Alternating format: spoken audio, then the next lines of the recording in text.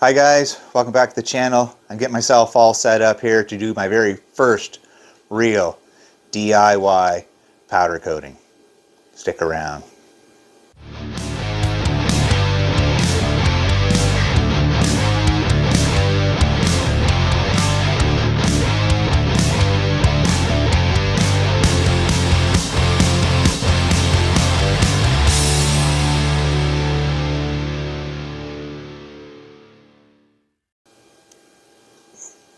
Now, just like I said, I get myself all set up here to do a little powder coat job, and it's this this face plate here that I made for another project. This is a very basic entry-level gun. It's the same gun you can buy from Harbor Freight, I believe. They're all basically this model, all the same, just different names on them. And so I got my oven. Oven is on here. As you can see, it's all warmed up. I've sanded this piece with 80 grit, wiped it off with some acetone. So I'm going to take it, I'm going to put it in the oven and let it run for about 15 minutes, just in case there's any impurities in it. Take it back out, let it cool off, so I can hang it back up in my fancy powder coat booth here, this cardboard box. And all I done here is tape the box open, took a piece of welding rod, poked it through the top and put another piece through here. So this will make my ground come up through and around, and hopefully be able to coat this part. I just pulled this part from the oven and I shot it with the thermometer. It says it's 63 degrees Fahrenheit. I can guarantee you that's not 63 degrees Fahrenheit. So shiny objects,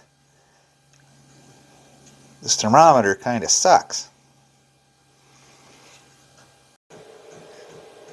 Okay guys, so if you recall, after I built the powder coat oven, I did this angle grinder wrench, and it didn't turn out bad, but it didn't turn out all that good either.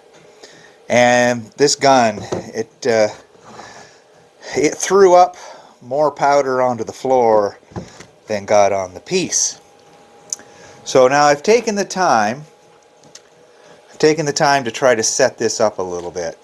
And I've only got about this much powder in the cup when the cup's in the upright position.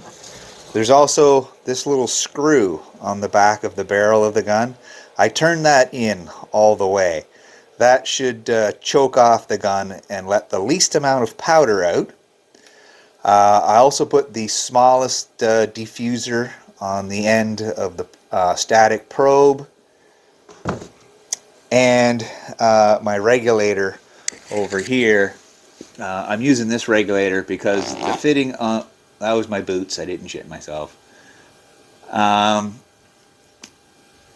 Where was I?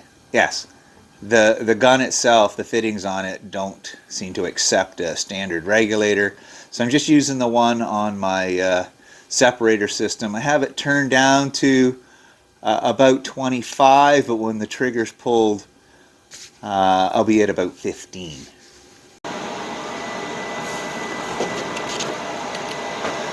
Okay, everything's plugged in, turned on, ready to go. Hopefully I can get this shot. So you push the pedal down, activates the static. Pull the trigger.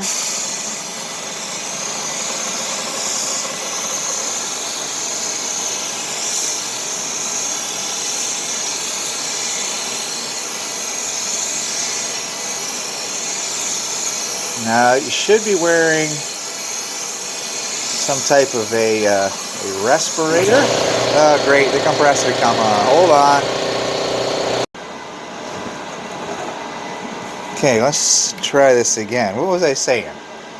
A respirator, or at least a dust mask, but I'm trying to talk to you at the same time, so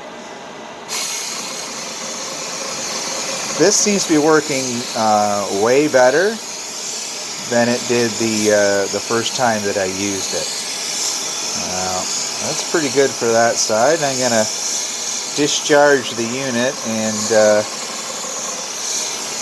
turn the piece around.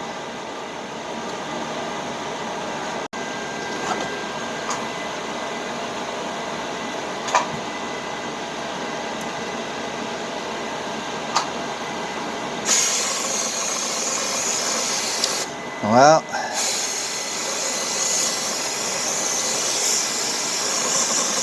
this is definitely working better than the first time I tried this. So the piece looks like it's coated. I'll hang it up in the oven, and when it gets up to temperature, I'll bake it for 10 minutes and we'll see what happened. So parts in the oven, I started cleaning up. It's pretty straightforward. You just blow everything off with some compressed air and wipe it off with a cloth. That's not too bad. I just put it back in the box for now. Now I just checked the piece with the laser thermometer. We're at 385. The oven is just coming back up to temperature. So once it hits temperature again, I'll time it for 10 minutes and then shut her down. So time is up. I already unplugged the oven. I left it sitting in there for a couple extra minutes while the oven was cooling down. Let's get in here, pull it out, hang it up on a hook, and have a look at it.